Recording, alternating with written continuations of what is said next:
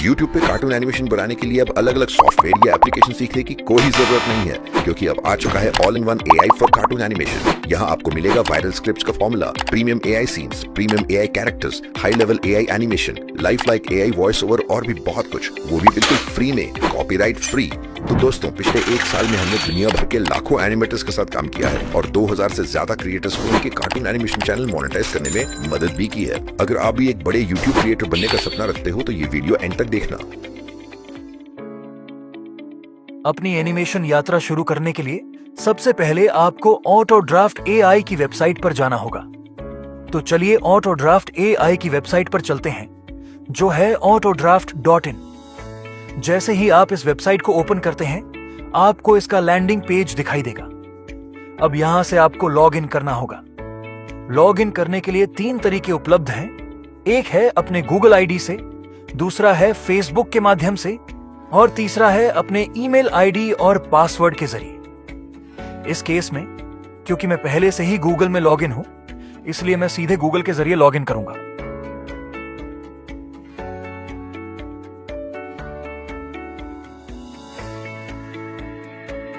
अब जब आप डैशबोर्ड में आ चुके हैं, तो यहां आपको कई सारे विकल्प दिखाई देंगे, जैसे animation studio, AI image, AI voice, AI video और AI स्टोरी राइटर। सबसे पहले हम AI स्टोरी राइटर पर क्लिक करेंगे। जैसे ही आप AI स्टोरी राइटर पर क्लिक करते हैं, एक नया पैनल खुल जाता है। इस पैनल के बाईं तरफ आपको एक जगह दिखाई देती है, जहां आप अपनी कहानी का प्लॉट लिख सकते हैं। यही वह जगह है जहां हम अपनी कहानी का प्लॉट डालेंगे। ध्यान देने वाली बात यह है कि अगर आप अपना प्लॉट हिंदी में लिखते हैं, तो कहानी हिंदी में ही जनरेट होगी, और अगर आप किसी दूसरी भाषा में लिखते हैं, तो कहानी उसी भाषा में तैयार होगी। इसके नीचे आपको कुछ टेम्पलेट्स भी दिखाई देंगे, क्योंकि हम यहां एक मोरल स्टोरी बना रहे हैं, इसलिए हम मोरल का विकल्प चुनेंगे। अगर आप हॉरर या मैजिक स्टोरी बना रहे हैं, तो आप वह विकल्प भी चुन सकते हैं।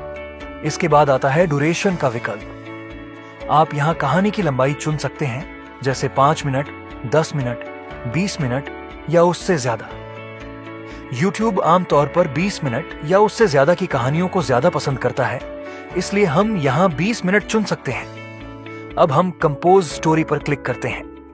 जैसे ही आप कंपोज स्टोरी पर क्लिक करते हैं, AI आपके लिए एक हाई लेवल स्टोरी आउटलाइन तैयार कर देता है, जो हिंदी में होता है। यह आउटलाइन अलग अलग चैप्टर्स में बंटी होती है और हर चैप्टर के अंदर छोटे छोटे पार्ट्स होते हैं।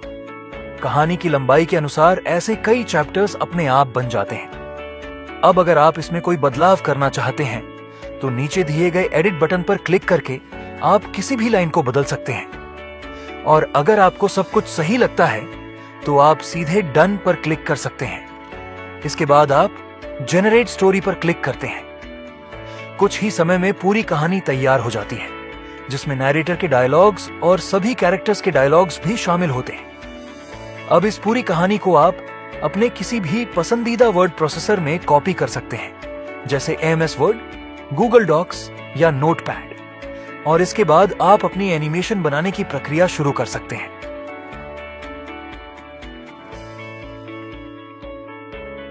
अब जब हमारी कहानी तैयार हो चुकी है, तो अब हम अपनी एनिमेशन शुरू करते हैं। इसके लिए हम वापस अपने डैशबोर्ड पर आते हैं।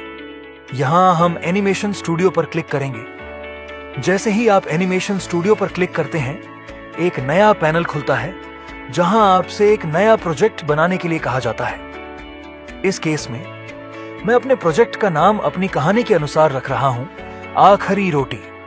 इसके नीचे आपको 2 तरह के कैनवस साइज दिखाई देंगे। एक है 16:9 और दूसरा है 9:16। 16:9 का उपयोग हम हॉरिजॉन्टल वीडियो बनाने के लिए करते हैं और 9:16 का उपयोग हम वर्टिकल वीडियो यानी शॉर्ट्स या रील्स के लिए करते हैं। हम यहां 16:9 चुनेंगे और फिर क्रिएट पर क्लिक करेंगे। जैसे ही आप क्रिएट पर क्लिक करते हैं, ऑटोड्राफ्ट का मुख्य वर्कस्पेस खुल जाता है। यहां शुरुआत में आपको कई सारे टेम्पलेट्स दिखाई देंगे, लेकिन अभी हम टेम्पलेट्स का उपयोग नहीं करेंगे, इसलिए इसे बंद कर देते हैं। अब आपके सामने कैनवास पेज खुल जाता है। यह वही जगह है जहां हम अपनी पूरी एनिमेशन बनाने वाले हैं। यहां आप देख सकते हैं कि ऊपर कुछ कंट्रोल्स हैं, साइड में कई आइकन हैं और नीचे एक बड़ा सा टाइमलाइन सेक्शन है। इन्हीं सभी टूल्स और कंट्रोल्स का उपयोग करके हम अपनी पूरी एनिमेशन तैयार करेंगे। अब हम आगे बढ़ते हैं और इन सभी फीचर्स को एक एक करके समझते हैं।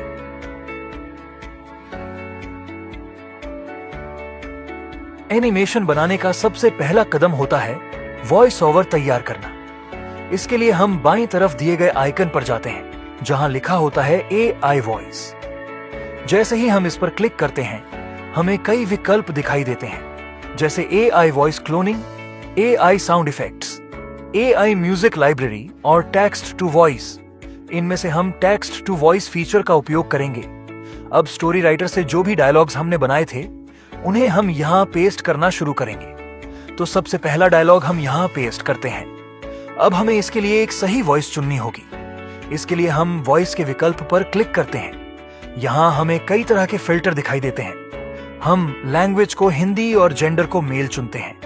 अब हमें अलग अलग आवाजों के सैंपल मिलते हैं। इनमें से मुझे आनंद की आवाज अच्छी लगती है तो मैं उसे चुनता हूं और फिर जनरेट पर क्लिक करता हूं। जैसे ही हम जनरेट करते हैं उस डायलॉग का वॉइस ओवर तैयार हो जाता है।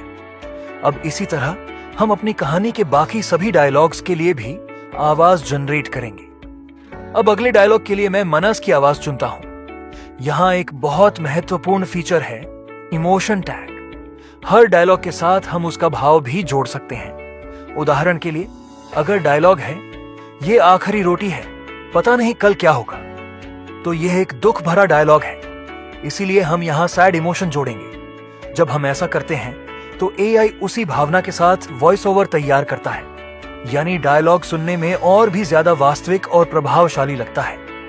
इसी तरह हम पूरी कहानी के सभी डायलॉग्स के लिए सही वॉइस और सही इमोशन जोड़ते हुए वॉइस ओवर तैयार करेंगे।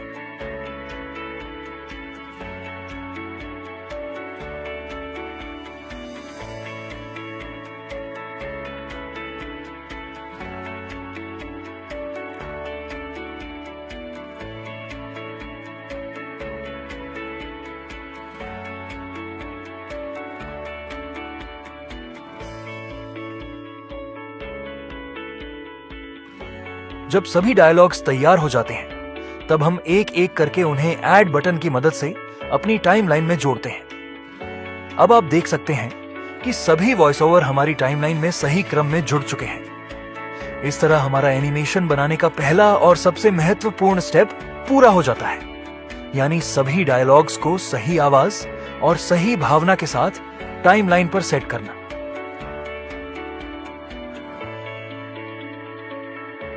अब जब सभी डायलॉग्स तैयार होकर टाइमलाइन पर आ चुके हैं तो अगला कदम है उन्हें सही तरीके से व्यवस्थित करना।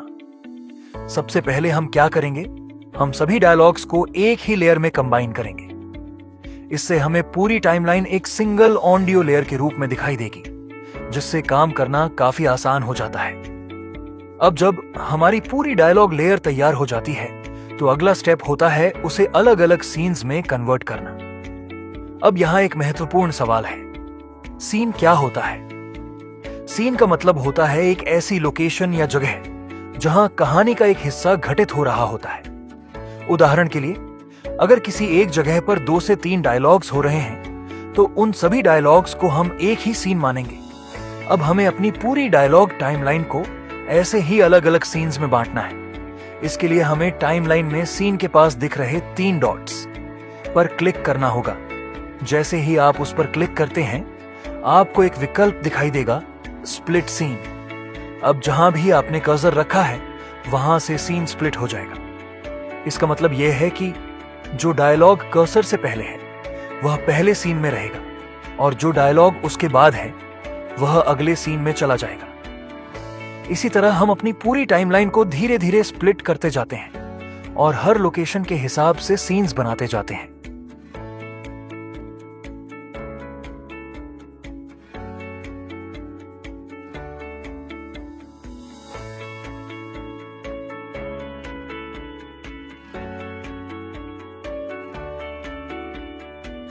अब आप देख सकते हैं कि हमने अपने डायलॉग्स को 7 अलग अलग सीन्स में बांट दिया है।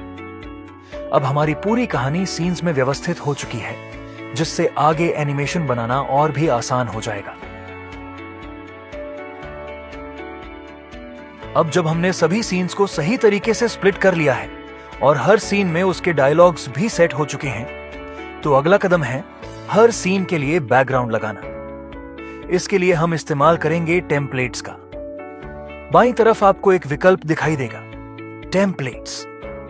जैसे ही आप टेम्पलेट्स खोलते हैं, आपको अलग अलग कैटेगरीज दिखाई देंगी, जैसे village, city, horror, crime, animals, birds, fairy tales, village interior, exterior, intro, opening scene और सीजन। अब हर सीन की जरूरत के अनुसार हम सही टेम्पलेट चुनेंगे। उदाहरण के लिए, अगर हमें सीन 1 के लिए इंट्रो सीन चाहिए, तो हम इंट्रो कैटेगरी पर क्लिक करेंगे और जो भी टेम्पलेट हमें सही लगे उसे चुन लेंगे। अब एक चीज ध्यान देने वाली है, कई बार जो टेम्पलेट हम चुनते हैं उसकी ड्यूरेशन हमारे डायलॉग से छोटी होती है।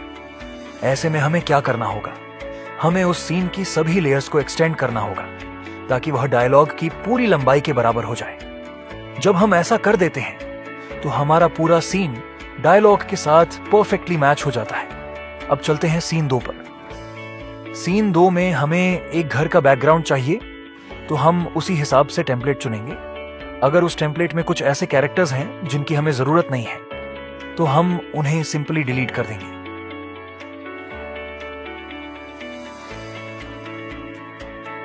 इसी तरह हम सीन 3 के लिए भी एक आउटसाइड बैकग्राउंड चुनेंगे और जो भी एक्स्ट्रा कैरेक्टर्स हैं उन्हें हटा देंगे।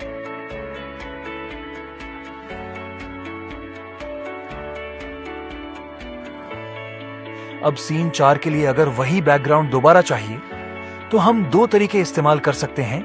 या तो फिर से टेम्पलेट चुनें या फिर सीन 2 से लेयर्स को कॉपी करके यहां पेस्ट कर दें। दोनों तरीके सही हैं, आप जो आसान लगे वह इस्तेमाल कर सकते हैं। इसी तरह हम सीन 5, सीन 6 और सीन 7 के लिए भी बैकग्राउंड सेट कर देते हैं। अब इस पूरे प्रोसेस के बाद आप देखेंगे कि हर सीन में उसका बैकग्राउंड सही तरीके से लग चुका है और सभी सीन्स अभी खाली हैं।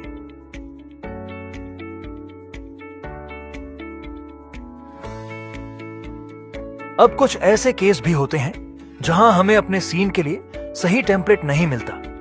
उदाहरण के लिए, मान लीजिए सीन 7 में हमें एक मंदिर का सीन चाहिए, लेकिन वह किसी खास स्टाइल में होना चाहिए और टेम्पलेट में वैसा बैकग्राउंड उपलब्ध नहीं है। ऐसे मामलों में हम इस्तेमाल करते हैं इमेज जेन का। इसके लिए हम बाईं तरफ दिए गए इमेज जेन विकल्प पर क्लिक करेंगे। अब यहां हमें एक रेफरेंस इमेज अपलोड करनी होती है। जैसे इस केस में मैं एक मंदिर की इमेज अपलोड कर रहा हूं, जिसमें आसपास पेड़ हैं, सामने खुली जगह है और ऊपर आसमान दिखाई दे रहा है। अब हम इस इमेज को सिलेक्ट करते हैं और फिर इमेज स्टाइलाइजेशन का विकल्प चुनते हैं। जैसे ही हम इसे कंफर्म करते हैं, यह इमेज बाईं तरफ पैनल में दिखाई देने लगती है। अब यहां हम एक महत्वपूर्ण काम करेंगे। हम जनरेट प्रॉम्प्ट पर क्लिक करेंगे ताकि एआई इस इमेज को एनालाइज करके समझ सके कि इस सीन में क्या क्या है। जब प्रॉम्प्ट जनरेट हो जाता है, तब हम अगला कदम उठाते हैं, यानी हम चुनते हैं कि हमें यह बैकग्राउंड किस स्टाइल में चाहिए। इस उदाहरण में हम विलेज स्टाइल चुनते हैं। अब प्रॉम्प्ट भी तैयार है और स्टाइल भी चुन लिया गया है, तो हम जनरेट पर क्लिक करते हैं। कुछ ही समय में एआई हमारे लिए एक नया बैकग्राउंड बना देता है। अब यह बैकग्राउंड तैयार हो चुका है, लेकिन हमें इसे और बेहतर बनाना है, क्योंकि हम मंदिर के सीन में थोड़ा जूम इन करना चाहते हैं। इसलिए हमें इस इमेज को अपस्केल करना होगा। इसके लिए हम इस बैकग्राउंड को सिलेक्ट करते हैं और एडिट विकल्प पर क्लिक करते हैं। अब हमें कई ऑप्शंस दिखाई देते हैं, जैसे AI edit, AI video, day to night, BG remover और अपस्केल। हम यहां अपस्केल पर क्लिक करते हैं। अब हम इसे 4 गुना अपस्केल करेंगे। जैसे ही हम 4 गुना चुनते हैं, यह इमेज 4 गुना ज्यादा हाई क्वालिटी में कन्वर्ट हो जाती है। अब अगर हम इस बैकग्राउंड पर झूम भी करें, तो यह पिक्सेलेट नहीं होगा और साफ दिखाई देगा। अब यह अपस्केल किया हुआ बैकग्राउंड तैयार है। इसे हम अपनी टाइमलाइन में ऐड करेंगे और डायलॉग की लंबाई के अनुसार ट्रिम कर देंगे। इस तरह हमारा सीन 7 का बैकग्राउंड भी पूरी तरह तैयार हो जाता है।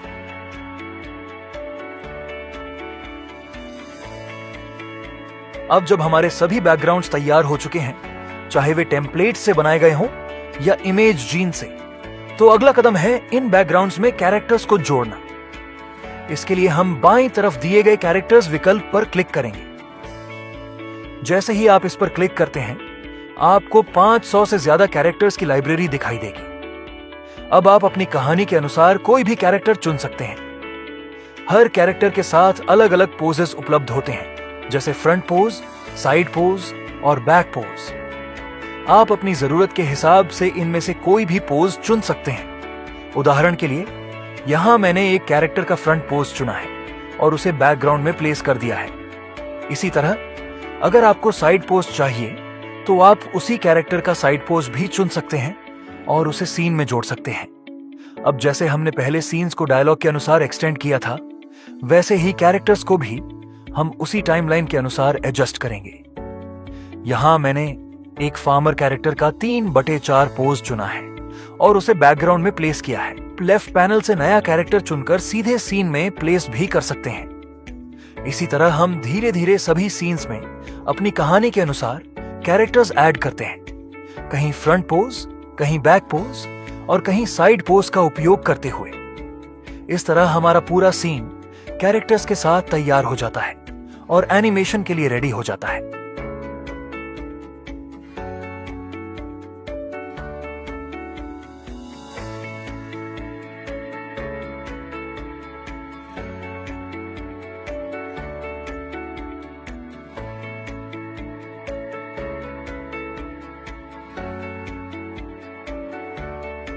अब जब हमारे सभी सीन्स तैयार हो चुके हैं और सभी कैरेक्टर्स अपने अपने बैकग्राउंड्स पर सही तरीके से प्लेस हो गए हैं, तो अब अगला और सबसे महत्वपूर्ण कदम है एनिमेशन करना।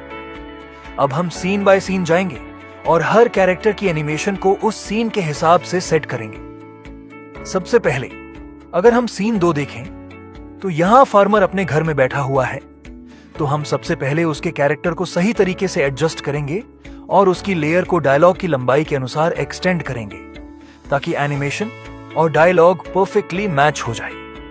अब चलते हैं सीन 3 पर। यहां कैरेक्टर बेड पर बैठा हुआ है, तो हम सबसे पहले उसकी साइज और पोजीशन को ठीक करेंगे और फिर उसकी एनिमेशन बदलेंगे। यहां हम sitting on bed front animation चुनते हैं। अब आप देख सकते हैं कि कैरेक्टर आराम से बेड पर बैठा हुआ दिखाई दे रहा है। इसके बाद हम एक और इंपॉर्टेंट फीचर का इस्तेमाल कर सकते हैं, शैडो। इसके लिए हम कैरेक्टर को सिलेक्ट करते हैं, फिर कंट्रोल में जाकर शैडो ऑन कर देते हैं। अब कैरेक्टर के नीचे शैडो दिखाई देगा, जिससे सीन और भी रियलिस्टिक लगेगा। अगर हमें कैरेक्टर की एक्सप्रेशन बदलनी हो तो हम वहीं से एक्सप्रेशन भी बदल सकते हैं। अब चलते हैं सीन 4 पर। यहां हम एक नया टेक्निक सीखेंगे, चलना यानी मूवमेंट दिखाना। इसके लिए हम पाथ टूल का इस्तेमाल करते हैं। हम कैरेक्टर को सिलेक्ट करते हैं और नीचे दिए गए पैनल से पाथ पर क्लिक करते हैं। अब आपको एक ट्रांसपेरेंट कैरेक्टर दिखाई देगा। अब हम इस ट्रांसपेरेंट कैरेक्टर को उस दिशा में रखते हैं जहां हमें कैरेक्टर को जाना है, जैसे कि घर की तरफ। अब हम एनिमेशन को वॉक पर सेट करते हैं।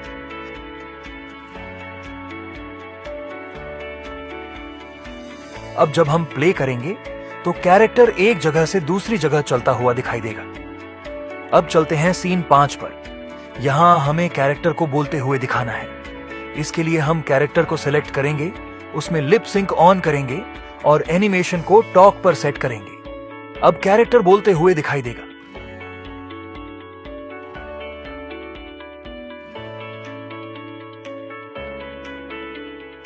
अब चलते हैं सीन 7 पर। यहां कैरेक्टर अपनी दुकान पर बैठकर काम कर रहा है, तो हम उसकी एनिमेशन को सिटिंग में बदल देंगे और उसकी पोजीशन को बैकग्राउंड के अनुसार एडजस्ट कर देंगे।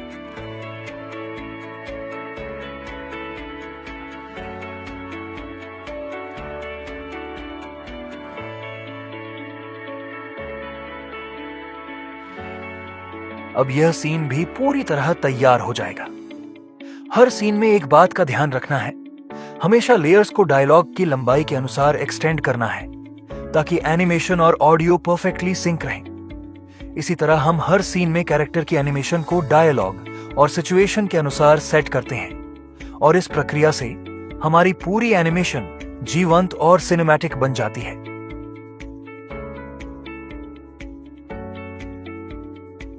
अब कई बार ऐसे सीन आते हैं जहां हमें कैरेक्टर्स को कुछ प्रॉप्स देने की जरूरत होती है। जैसे इस केस में हमें कैरेक्टर के हाथ में एक प्लेट जिसमें एक रोटी हो दिखाना है। इसके लिए सबसे आसान तरीका है उस कैरेक्टर को सेलेक्ट करना और फिर दाईं तरफ दिए गए प्रॉप्स विकल्प पर क्लिक करना। लेकिन अगर वह प्रॉप पहले से लाइब्रेरी में उपलब्ध नहीं है तो हम उसे AI से जनरेट भी कर सकते हैं। इसके लिए हम जाते हैं एसेट जनरेटर पर। यहां आपको एक पैनल दिखाई देगा जहां आप या तो एसेट सर्च कर सकते हैं या अगर वह उपलब्ध नहीं है तो उसे खुद जनरेट कर सकते हैं। अब हम यहां एक प्रॉम्प्ट लिखते हैं 1 रोटी इन अ प्लेट और फिर जनरेट पर क्लिक करते हैं। कुछ ही समय में AI हमारे लिए एक प्लेट में रखी हुई रोटी जनरेट कर देता है। अब इस प्रॉप को हमें कैरेक्टर के साथ अटैच करना है। इसके लिए हम उस कैरेक्टर को सिलेक्ट करते हैं, फिर प्रॉप्स विकल्प पर जाते हैं। अब हमें चुनना होता है कि यह प्रॉप किस जगह अटैच करना है, जैसे left hand, right hand, head या बैक। इस केस में हम इसे राइट हैंड में अटैच कर रहे हैं। अब आप देखेंगे कि जो एसेट हमने जनरेट किया था वह प्रॉप लाइब्रेरी में दिखाई दे रहा है।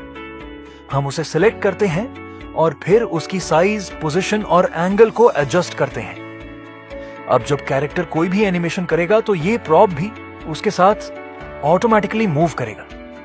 अब अगर अगले सीन में भी वही प्रॉप चाहिए तो हम उसी तरीके से उस सीन के कैरेक्टर में भी वही प्रॉप अटैच कर देंगे। अब जब कैरेक्टर एनिमेशन करेगा तो ऐसा लगेगा कि वह दूसरे व्यक्ति को प्लेट में रखी रोटी दिखा रहा है। इसी तरह हम अपनी कहानी के अलग अलग सीन्स में जरूरत के अनुसार अलग अलग प्रॉप्स जोड़ सकते हैं। इससे हमारी एनिमेशन और भी रियलिस्टिक और एंगेजिंग बन जाती है।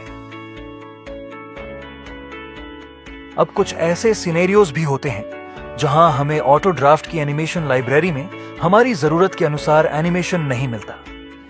ऐसे मामलों में हम इस्तेमाल करते हैं एक बहुत पावरफुल फीचर वीडियो जैन।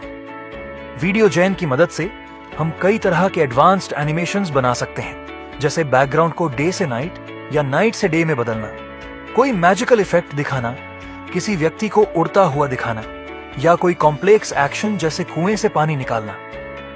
अब देखते हैं कि इसे कैसे इस्तेमाल करते हैं। सबसे पहले हम अपने पूरे फ्रेम को सेलेक्ट करते हैं। इसके बाद हम वीडियो जैन पर क्लिक करते हैं। जैसे ही आप क्लिक करते हैं एक पैनल खुलता है जहां आपका करंट फ्रेम अपने आप सिलेक्ट हो जाता है। अब हम इस फ्रेम को कंफर्म करते हैं और डन पर क्लिक करते हैं। इसके बाद हम एक प्रॉम्प्ट जनरेट कर सकते हैं जिससे AI समझ सके कि इस सीन में क्या हो रहा है।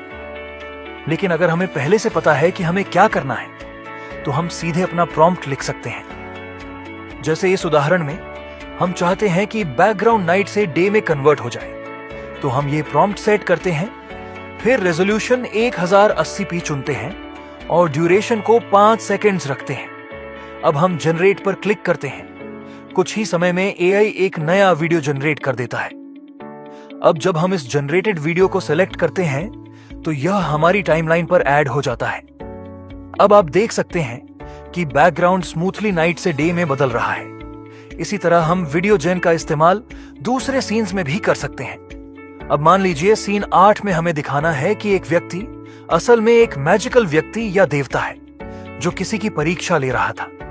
इसके लिए हम उस कैरेक्टर को सिलेक्ट करते हैं और फिर AI एनिमेट पर क्लिक करते हैं। जैसे ही हम AI एनिमेट पर क्लिक करते हैं एक नया पैनल खुलता है जिसमें कैरेक्टर ग्रीन स्क्रीन पर दिखाई देता है। अब यहां हम एक प्रॉम्प्ट देते हैं कि यह व्यक्ति एक मैजिकल सेंट या डिवाइन कैरेक्टर में बदल जाए। अब जनरेट पर क्लिक करते हैं। कुछ ही समय में AI एक एनिमेशन तैयार कर देता है जिसमें कैरेक्टर के पीछे लाइट इफेक्ट आता है और वह धीरे धीरे एक डिवाइन या मैजिकल रूप में बदल जाता है। इस तरह हम वीडियो जैन और AI एनिमेट का उपयोग करके ऐसे एनिमेशंस बना सकते हैं जो सामान्य एनिमेशन टूल्स से करना मुश्किल होता है। यही ऑटो ड्राफ्ट की सबसे पावरफुल कैपेबिलिटीज में से एक है, जिससे आप अपनी कहानी को और भी सिनेमैटिक और एंगेजिंग बना सकते हैं।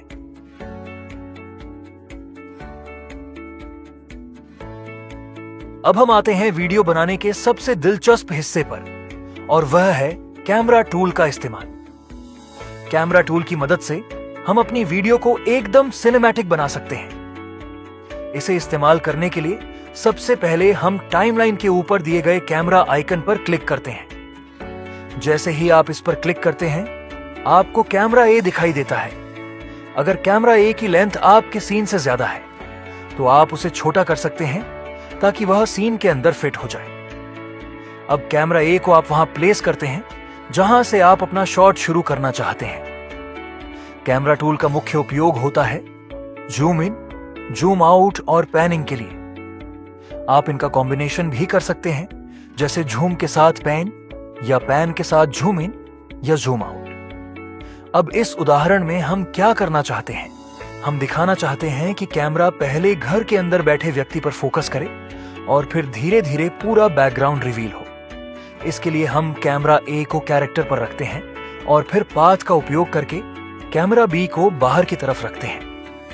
अब जब हम सीन प्ले करते हैं तो कैमरा धीरे धीरे जूम आउट करता है और पूरा बैकग्राउंड दिखाई देने लगता है। इसी तरह अगर कोई कैरेक्टर चल रहा है, जैसे कि कोई व्यक्ति घर के अंदर जा रहा है, तो हम कैमरा ए को थोड़ा वाइड रखते हैं और कैमरा बी को उस दिशा में रखते हैं जहां कैरेक्टर जा रहा है। अब जब हम प्ले करते हैं तो ऐसा लगता है जैसे कैमरा कैरेक्टर के साथ साथ चल रहा है। अब अगर दो कैरेक्टर्स के बीच बातचीत हो रही है तो हम पहले कैमरा ए को एक कैरेक्टर पे फोकस कर सकते हैं और फिर कैमरा बी को दोनों कैरेक्टर्स को दिखाने के लिए सेट कर सकते हैं। इससे एक स्मूथ जूम आउट इफेक्ट मिलता है और सीन और भी नेचुरल लगता है।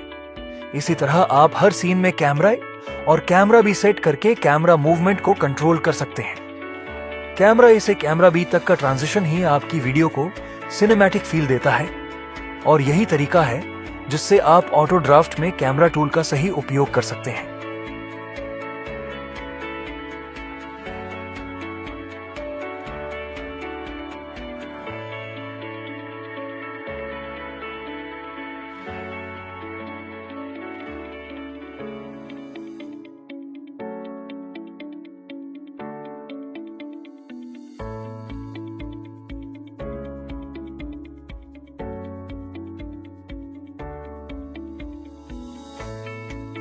अब हम एनिमेशन के एक और महत्वपूर्ण हिस्से को सीखेंगे, जो है इफेक्ट्स, फिल्टर्स और ट्रांजिशंस का उपयोग करना। ये सभी ऑप्शंस आपको ऑटो ड्राफ्ट के राइट साइड पैनल में मिलते हैं, जहां से आप अपने सीन में अलग अलग इफेक्ट्स जोड़ सकते हैं। उदाहरण के लिए इस पहले सीन में हम एक ग्लो इफेक्ट जोड़ना चाहते हैं, क्योंकि यहां हम एक मैजिकल ट्रांसफॉर्मेशन दिखा रहे हैं, जहां एक इंसान एक मैजिकल व्यक्ति में बदल रहा है। तो हम ग्लो इफेक्ट सेलेक्ट करेंगे और जैसे ही उसे अप्लाई करेंगे, आप देखेंगे कि पूरा सीन एक मैजिकल फील देने लगता है। इसी तरह इफेक्ट्स लाइब्रेरी में और भी बहुत सारे इफेक्ट्स अवेलेबल हैं, जिन्हें आप अपने सीन के हिसाब से इस्तेमाल कर सकते हैं। अब बात करते हैं फिल्टर्स की। इस पार्टिकुलर सीन में हम एक नाइट फिल्टर का उपयोग कर रहे हैं। जब आप फिल्टर अप्लाई करते हैं तो वह पूरी लेयर पर अप्लाई हो जाता है, लेकिन आप उसकी लेयर पोजीशन को आगे या पीछे करके एक बहुत सुंदर लाइटिंग इफेक्ट बना सकते हैं। जैसे पास के ऑब्जेक्ट्स थोड़े ब्राइट और ग्लोइंग दिख सकते हैं, जबकि दूर के ऑब्जेक्ट्स डार्क रह सकते हैं। इससे सीन में डेप्थ और मूड दोनों एनहांस होते हैं। अब आते हैं ट्रांजिशंस पर। ट्रांजिशंस का उपयोग तब किया जाता है जब आप एक सीन से दूसरे सीन में जा रहे होते हैं, या एक ही सीन के अंदर दो अलग एक्शंस के बीच स्मूथ बदलाव दिखाना चाहते हैं। ऑटो ड्राफ्ट में आपको सैकड़ों ट्रांजिशंस मिलते हैं, जैसे क्रॉस डिसॉल्व, सेंटर वाइप और कई अन्य स्टाइल। आप ट्रांजिशंस को सीन के बीच में भी ऐड कर सकते हैं और एक ही सीन के अंदर भी अप्लाई कर सकते हैं। इससे आपकी वीडियो और भी स्मूथ, प्रोफेशनल और विजुअली एंगेजिंग बन जाती है।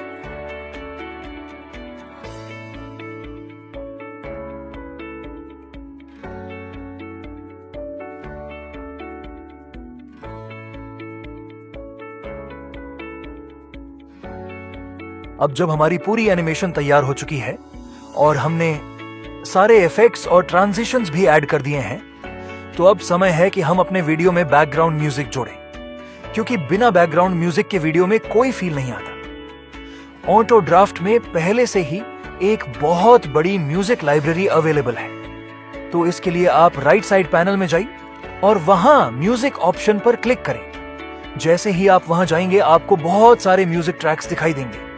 आप उन्हें प्ले करके सुन सकते हैं और जो भी म्यूजिक आपको अपने सीन के लिए सही लगे, आप सिंपली ऐड टू सीन पर क्लिक करके उसे जोड़ सकते हैं। अब यहाँ एक इंपॉर्टेंट चीज समझनी है, जब आप म्यूजिक ऐड करते हैं तो पूरा ऑडियो फाइल सीन में आ जाता है, लेकिन हमें अक्सर उसका सिर्फ एक हिस्सा ही चाहिए होता है। तो इसके लिए हम स्लाइसिंग करते हैं। आप अपने सीन के एंड पर जाइए और उस ऑडियो लेयर को सिलेक्ट करें, फिर ऊपर दिए गए स्प्लिट ऑप्शन पर क्लिक करें। जैसे ही आप स्प्लिट करेंगे, ऑडियो 2 हिस्सों में डिवाइड हो जाएगा। अब जो दूसरा हिस्सा है वह अगले सीन के लिए यूजफुल होता है, तो आप उस दूसरे हिस्से को सिलेक्ट करें, ऊपर से कॉपी करें और फिर उसे अगले सीन की शुरुआत में पेस्ट कर दें। अब वापस पहले सीन में जाइए और जो एक्स्ट्रा हिस्सा बचा है उसे डिलीट कर दें। इस तरह आप हर सीन के हिसाब से ऑडियो को कट करके अगले सीन में कंटिन्यू करते रहेंगे। ऐसा करने से आपका बैकग्राउंड म्यूजिक पूरी वीडियो में स्मूथली फ्लो करेगा, बिना किसी ब्रेक के, और इस तरह आपकी पूरी वीडियो एक सीमलेस बैकग्राउंड म्यूजिक के साथ कंप्लीटली रेडी हो जाएगी।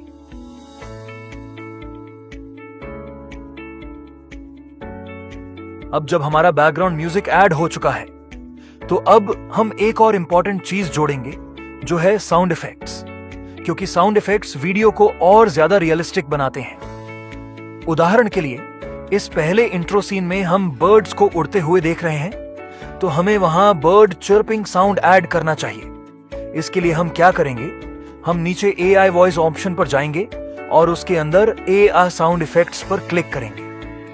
अब यहां आप सिंपल सा प्रॉम्प्ट लिख सकते हैं, जैसे बर्ड चिर्पिंग, और ड्यूरेशन सेलेक्ट कर सकते हैं 5 सेकंड से लेकर 22 सेकंड तक। इस केस में मैं 10 सेकंड सेलेक्ट कर रहा हूं और फिर जनरेट पर क्लिक करता हूं। अब AI हमारे लिए बर्ड चिर्पिंग साउंड जनरेट कर देगा। अब ध्यान देने वाली बात यह है कि हमें पूरा 10 सेकंड का ऑडियो नहीं चाहिए। हमारा सीन सिर्फ 5 से 6 सेकंड का है, तो हम बाकी का हिस्सा ट्रिम करके हटा देंगे। अब एक और इंपॉर्टेंट ऑब्जर्वेशन, जब हम यह साउंड प्ले करते हैं तो कई बार साउंड इफेक्ट बहुत लाउड हो जाता है और वॉइस ओवर दब जाता है। तो हमें क्या करना होगा, हम उस साउंड लेयर को सिलेक्ट करेंगे और राइट साइड में ऑडियो ऑप्शन पर जाएंगे। यहां से हम उसका वॉल्यूम कम करेंगे ताकि वॉइस ओवर क्लियरली सुनाई दे और साउंड इफेक्ट सिर्फ सपोर्ट करे। अब फिर से प्ले करके चेक करें कि बैलेंस सही है या नहीं। इस तरह हम हर सीन के हिसाब से डिफरेंट साउंड इफेक्ट्स ऐड कर सकते हैं और पूरी वीडियो को और ज्यादा एंगेजिंग बना सकते हैं।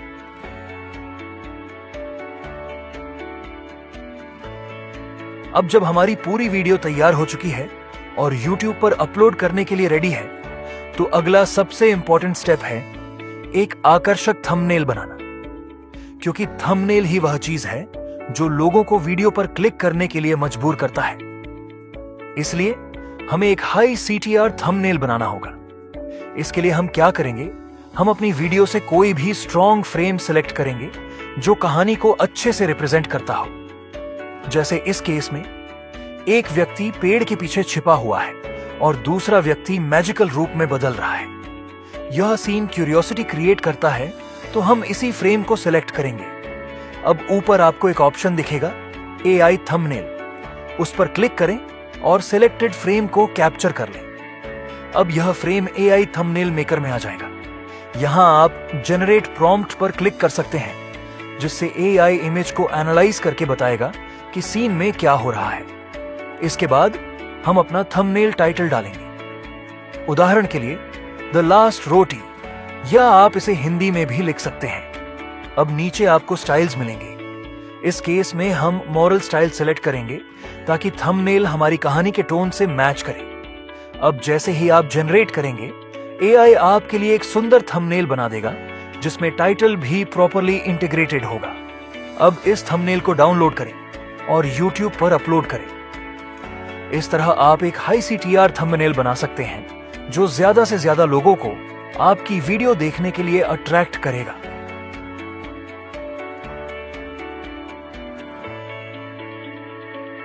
अब जब हमारी पूरी वीडियो तैयार हो चुकी है और थंबनेल भी बन चुका है, तो अब समय है वीडियो को डाउनलोड करने का और उसे YouTube पर अपलोड करने का।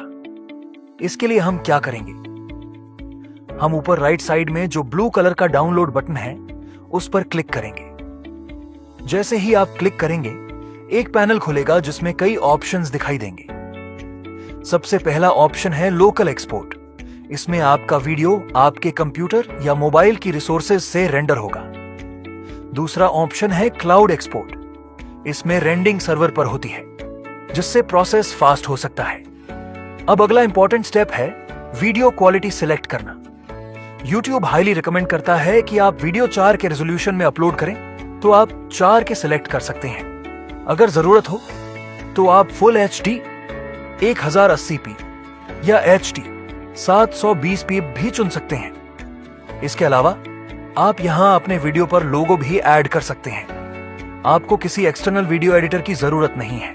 यहीं पर आप अपना ब्रांड लोगो अपलोड करके वीडियो में प्लेस कर सकते हैं। अगर आप लोगो नहीं लगाना चाहते तो आप नन ऑप्शन सेलेक्ट कर सकते हैं। अब सारी सेटिंग सेलेक्ट करने के बाद आप सिंपली डाउनलोड पर क्लिक करें। कुछ ही समय में आपकी पूरी वीडियो रेंडर होकर तैयार हो जाएगी और डाउनलोड हो जाएगी। इसके बाद आप उसे सीधे YouTube पर अपलोड कर सकते हैं। अगर आपके पास आखिरी रोटी हो तो क्या आप उसे किसी और को दे पाओगे? रामू नाम का एक गरीब आदमी था जिसके पास सिर्फ एक रोटी बची थी। ये आखिरी रोटी है, पता नहीं कल क्या होगा। तभी दरवाजे पर एक बूढ़ा आदमी आया। बेटा, बहुत भूखा हूँ, कुछ खाने को मिलेगा? आप खा लीजिए, मुझे आदत है भूखा रहने की। अगले दिन रामू की किस्मत बदल गई। उसे काम मिला और पहली बार पेट भर खाना मिला। कुछ दिनों बाद उसे सच पता चला, वो बूढ़ा आदमी कोई साधारण इंसान नहीं था।